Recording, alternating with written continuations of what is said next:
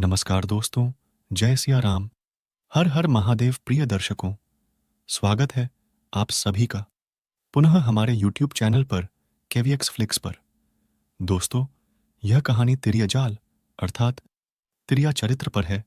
अगर आप इस कहानी को अंत तक सुन लेते हैं तो आप कभी स्त्री के जाल में नहीं फंसेंगे।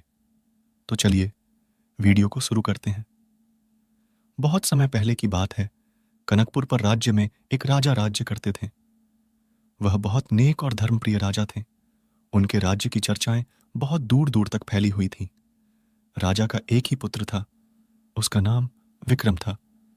उसकी उम्र मात्र 18 से 19 वर्ष थी। वह राजकुमार बड़ा ही सुंदर था। उसके सुंदरता पर कई रानियां मोहित हो जाती थीं।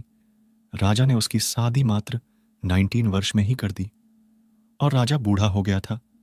फिर राजा ने सोचा, अपने राजकुमार विक्रम को राजा बना देते हूं। हमारी भी उम्र हो गई है, अब राज्य हमसे संभाला नहीं जाता। यह सोचकर राजा ने विक्रम को राजा नियुक्त कर दिया और फिर राजकुमार हर राजाओं की तरह 7 शादियां कर ली।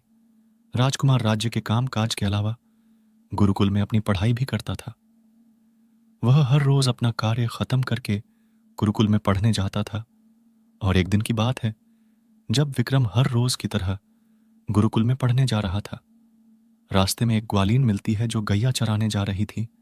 उसने राजकुमार से पूछा, हे राजकुमार, आप हर रोज कहाँ जाते हैं? राजकुमार बोला, मैं गुरुकुल में पढ़ने और विद्या ग्रहण करने जाता हूँ। ग्वालीन बोली, यह तो अच्छी बात है, लेकिन क्या आपने कभी तिरिया चरित्र पढ़ा है?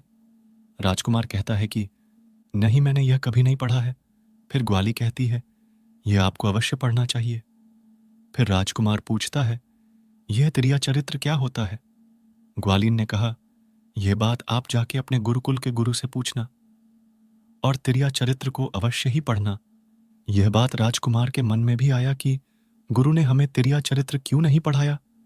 मैं आज ही पूछूंगा। यह सोचकर राजकुमार वहां से चल देता है। राजकुमार अपने गुरु के पास जाता है और प्रणाम करता है और कहता है कि यह तिरिया चरित्र क्या है गुरुजी? आपने हमें यह क्यों नहीं पढ़ाया? यह बात आपने क्यों छुपाई? गुरु ने कहा कि बेटा, तुम तिरिया चरित्र नहीं पढ़ पाओगे, क्योंकि तिरिया चरित्र पढ़ना खतरे से खाली नहीं है, और जब तुम तिरिया चरित्र पढ़ोगे तो इसमें तुम्हारी जान भी जा सकती है।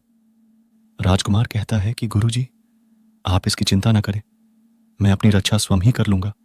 आप केवल मुझे तिरिया चरित्र पढ़ाइए। गुरुदेव ने कहा, ठीक है, अब तुमने हट कर ही ली है तो हम तुम्हें तिरिया चरित्र पढ़ाते हैं।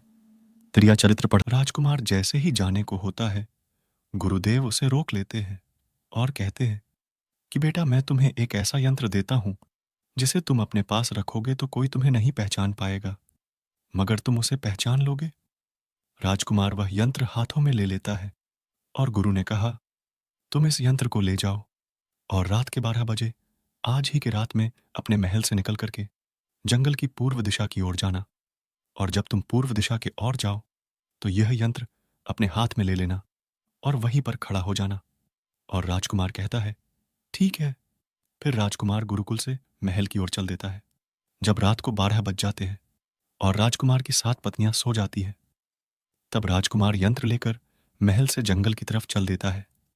राजा जंगल की तरफ पूर्व दिशा की ओर जाता है और वहां जाकर अपने हाथों में यंत्र ले लेता है और वहीं पर खड़ा हो जाता है।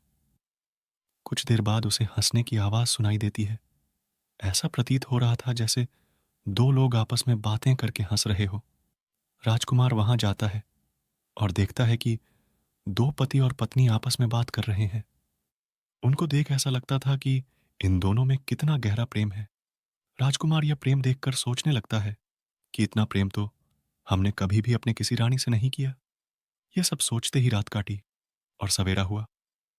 राजकुमार के मन में वही रात के विचारों को लेकर बेचैनी थी। राजकुमार को कुछ काम से कहीं जाना था। वह जंगल के रास्ते जा रहा था। तभी रास्ते में उसे वही स्त्री दिखाई देती जो अपने पति से बहुत प्रेम से बातें कर रही थी। राजकुमार गुरु के दिए यंत्र को अपने हाथ में लिया और उस स्त्री का पीछा करने लगा। कुछ दूर जाने के बाद उसने देखा कि वह स्त्री एक छोटे से कुटिया के घर के अंदर जाती है।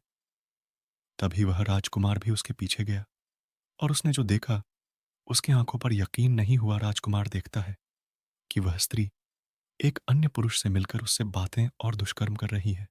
यह सब देख राजकुमार सोचता है और हंसता है और कहता है कि हाय रे स्त्री, तेरा तिरिया चरित्र अभी रात को अपने पति से कितने प्रेम पूर्वक बातें कर रही थी और हंस रही थी। राजकुमार यह सब सोच ही रहा था, तब तक उसने जो देखा हैरान हो गया। उसने देखा कि इस स्त्री का पति उसकी तरफ आता दिखाई दिया। राजकुमार यह सब चुपचाप देख रहा था। स्त्री का पति आता और देखता है। उसके दुष्कर्म को वह आग बबूला हो उठता है और उस स्त्री को मरने लगता है। कहता है कि तुम पर मैंने कितना भरोसा किया था, तुमने मेरा भरोसा तोड़ा है। मैं तुम्हें कभी माफ नहीं करूंगा। मैं अभी से तुमको छोड़ता हूं। यह कहकर वह वहां से चला जाता है। इधर स्त्री उस अजनबी पुरुष से कहती है कि अब तुम ही मेरा सहारा हो।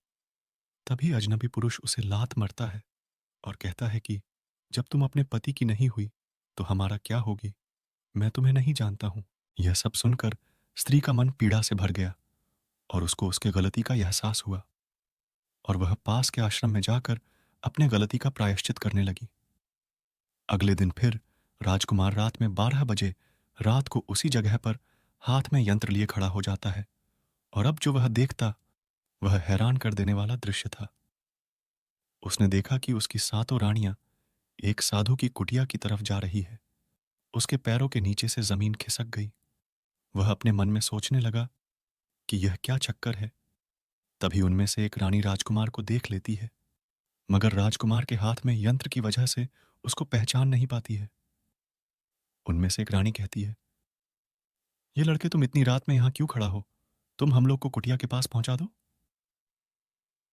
राजकुमार ने बिना सोचे चाल दिया और कुटिया के अंदर प्रवेश किया। वह चुपचाप सोचता रहा कि मेरे प्यार में ऐसी क्या कमी है कि मेरी सतों रानियां इस साधु के पास आई है। तभी साधु पूछता है, यह कौन है? तभी रानियां कहती हैं कि यह बालक हमें रास्ते में मिल गया और यह इतनी रात को अकेले खड़ा था। साधु कहता है, ठीक है, इतनी रात को यह कहाँ जाएगा? और अपने एक शिष्य को बुलाता है और कहता है कि इसके रहने का व्यवस्था कर दो। राजकुमार कमरे में गया और जब रात गहरी हुई तो वह वहां से जाने लगा और यंत्र हाथ में लेना भूल ही गया।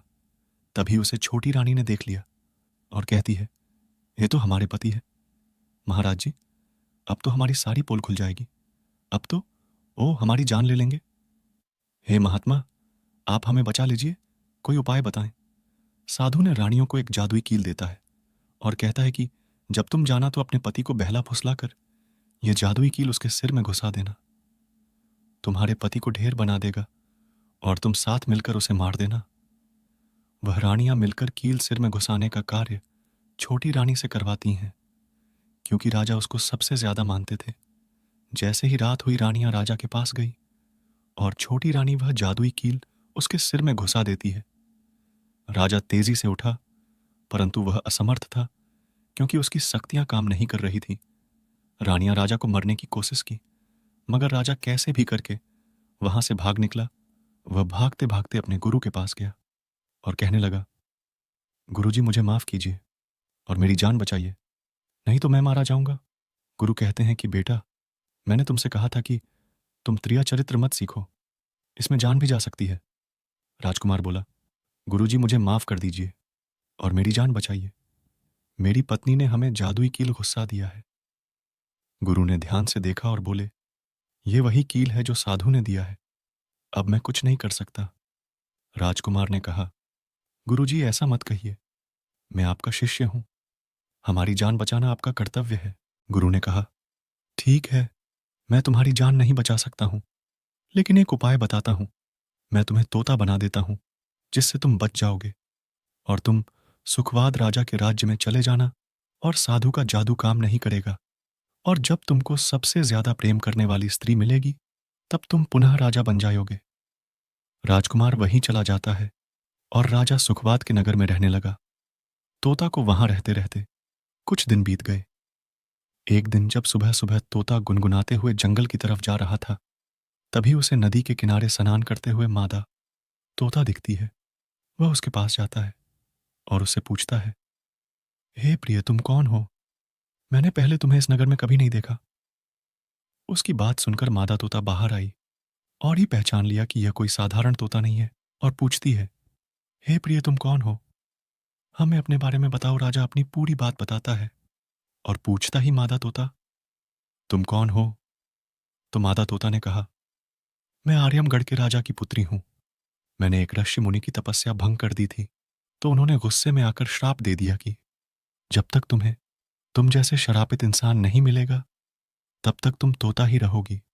तब से आज तक मैं अपने गलती को भुगत रही हूं।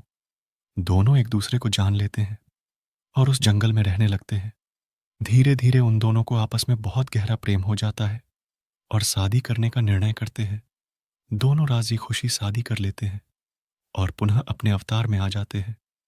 राजा की पुत्री राजकुमार को राजा से मिलती है और राजा भी बड़े खुश होते हैं और खूब धूमधाम से राजकुमार और अपनी पुत्री को उसके राज्य में छोड़ते हैं। राजकुमार अपने महल में जाकर पहले उन 7 रानियों को बंदी बना देता जो उसे मरने की कोशिश की थी, और उन्हें उम्र कैद की सजा सुना देता है और नई रानी के साथ अपना जीवन बिताने लगता है। दोस्तों, तो ये थी तिरिया चारित्र की कहानी, जिसे सीखने के लिए राजा अपनी जान दांव पर लगा दी। निष्कर्ष, राजा ने तिरिया चरित्र को पढ़ने में अपनी जान दांव पर लगा दी और इसे पढ़ने के बाद अपने अपनी रानियों के तिरिया चारित्र को जान लेता है और उम्र कैद कर देता है। राजा तिरिया चरित्र को पढ़ने के बाद अब कभी तिरिया जाल में नहीं फंस सकता है। कैसी लगी आपको यह कहानी? अगर अच्छी लगी हो तो हमारे इस चैनल को सब्सक्राइब कर लीजिए और वीडियो को लाइक शेयर कर दीजिए। मिलते हैं नेक्स्ट वीडियो में।